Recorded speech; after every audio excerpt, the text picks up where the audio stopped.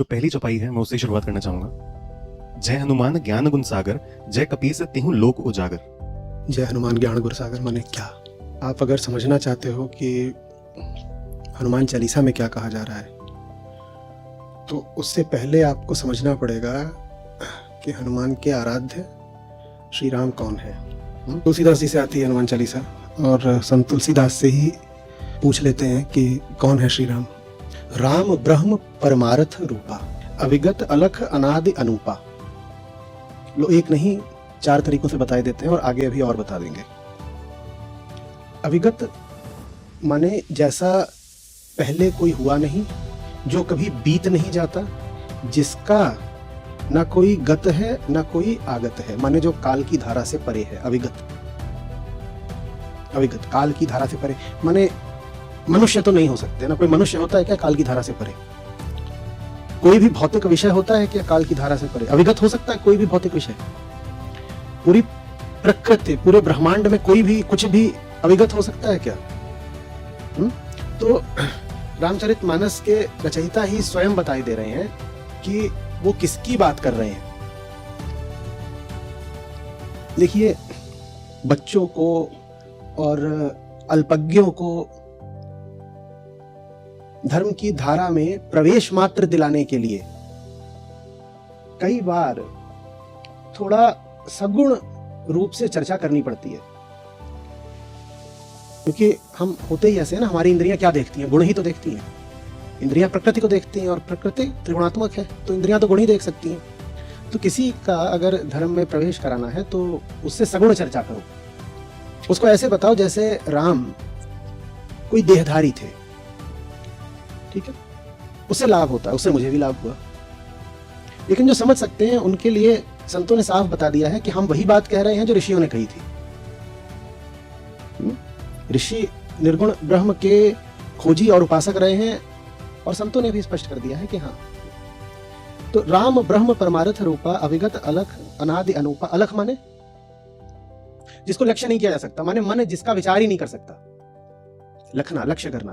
तुम उनके बारे में कुछ सोच ही नहीं सकते, तुम क्या ही नहीं सकते। कल्पना वगैरह के घोड़े बहुत दौड़ाने की जरूरत नहीं है। आपकी कल्पना के घोड़े जितनी दूर तक जाएंगे, राम उससे कुछ अलग है। मत कहिए कि उनका मुखमंडल ऐसा है, उनका तेज ऐसा है, उनके वस्त्र ऐसे हैं, उनके केश ऐसे हैं, उनके अस्त्र ऐसे हैं, उनकी मुस्कान ऐसी है, उनके नयन ऐसे हैं। कुछ मत कहिए। अलख है वो। अलख के विषय में आपने इतनी बातें कह कैसे दी? अलख के विषय में इतना कुछ कहना तो धृष्टता हो जाती है। पर फिर भी संतों ने स्वयं ही कहा, पूरी रामचरितमानस और क्या है।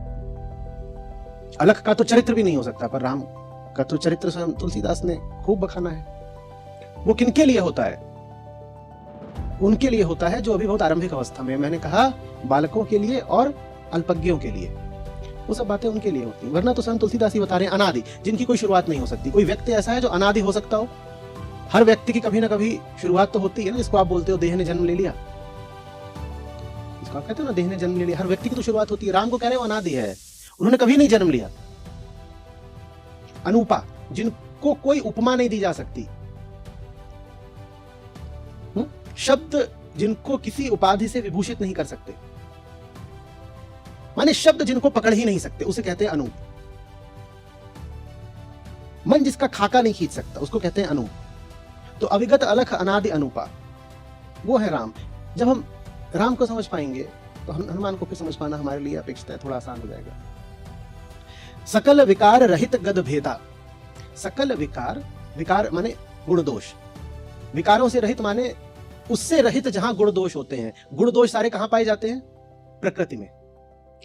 तो सब गुण दोषों से, विकारों से परे है। जो प्रकृति से परे क्या होता है? यानी तुम जो कुछ भी सोच सकते हो वो नहीं है राम। अगर राम वो नहीं है जो हम उनको मानते रहे हैं, तो क्या हनुमान जी भी वो हो सकते हैं जो हम उनको मानते रहे हैं?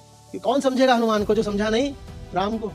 अगर राम ब्रह्म है, अगर राम आत्मा है, तो आप मुझे बताइए हनुमान कौन हुए? राम अगर आत्मा है, हनुमान जो कि हमेशा राम के सामने विनीत रहते हैं, झुके रहते हैं, हनुमान कौन हुए? ऐसी चेतना जो हमेशा सिर्फ और सिर्फ सत्य की ओर देख रही है, उसको कहते हैं हनुमान। देह से तो हम सब बंदर ही बंदर, और क्या है? देह तो पशु की है ना, मनुष्य की देह भी पशु की ही है।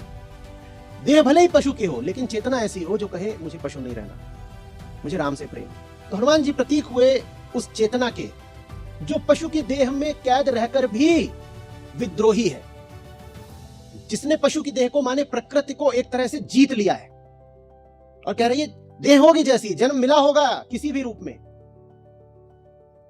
लेकिन निष्ठा तो मेरी मात्र श्री राम में है। जय हनुमान ज्ञान गुण सागर, जय कपीस तीहूं लोक उजागर। तीनों लोक को उजागर कर रखा है आपके ज्ञान ने। पहला पहला शब्द कौन सा आ रहा है उनके लिए? ज्ञानी। असल में रामचरितमानस से बहुत पहले आती है वाल्मीकि रामायण, जानते ही हैं आप। और उसमें वाल्मीकि ऋषि कहते हैं कि हनुमान वो हैं जो सब वेदों के ज्ञाता हैं।